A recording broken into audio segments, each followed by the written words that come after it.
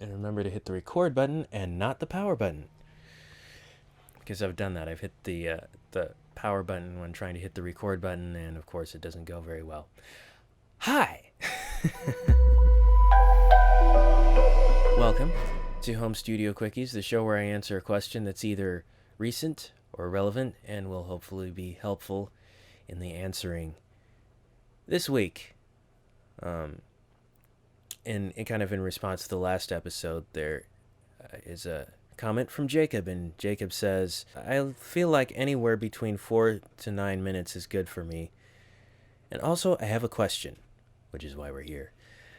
Okay, I found your channel a long while ago, I think January 2017, because of the M-Audio Key Station MIDI controller.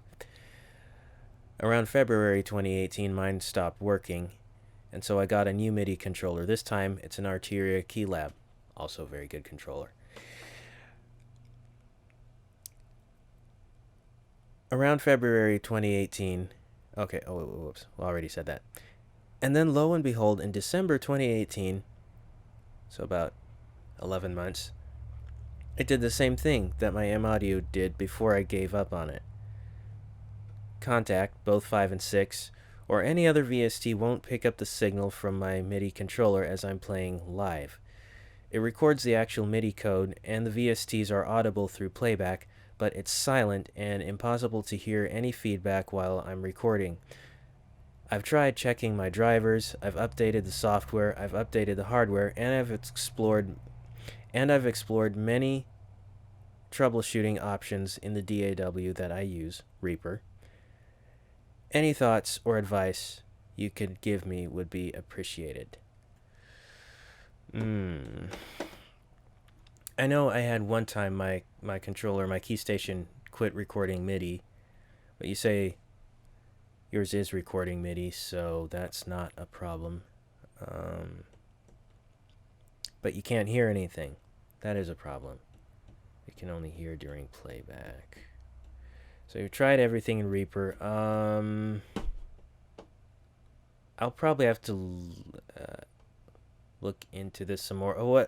My first question would be, is the monitoring turned on or off for your on the channel that you're recording on? That would be something to look at, but it sounds like you might have looked at that already. So that's a tough one. Let's see what we got here.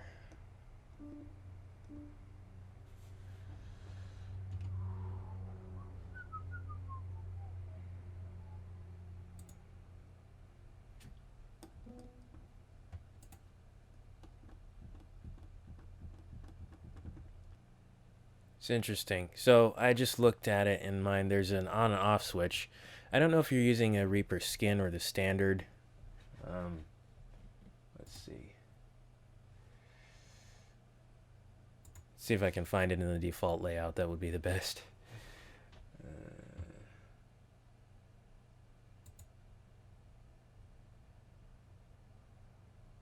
Yeah, it's there. If record monitoring is enabled, though,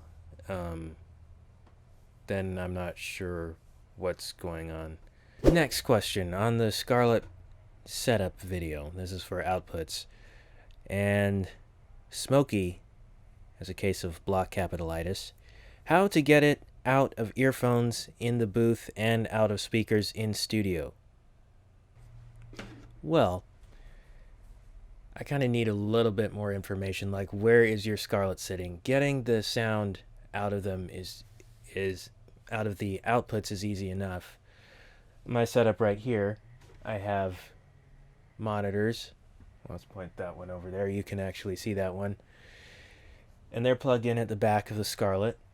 And the headphones are plugged in through the headphone output at the front, and which is the stereo output of the Scarlett. So if you're wanting, if you have it in like a control room, of course you would have your monitors plugged into the monitor outputs, and that would be the way you would do that.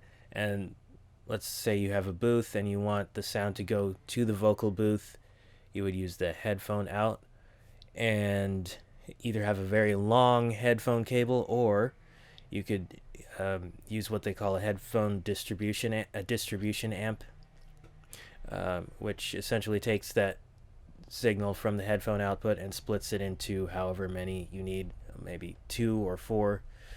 And there are some fairly inexpensive ones that could do that.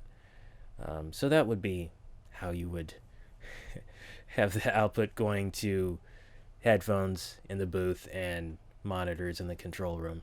So hopefully that helped answer your question.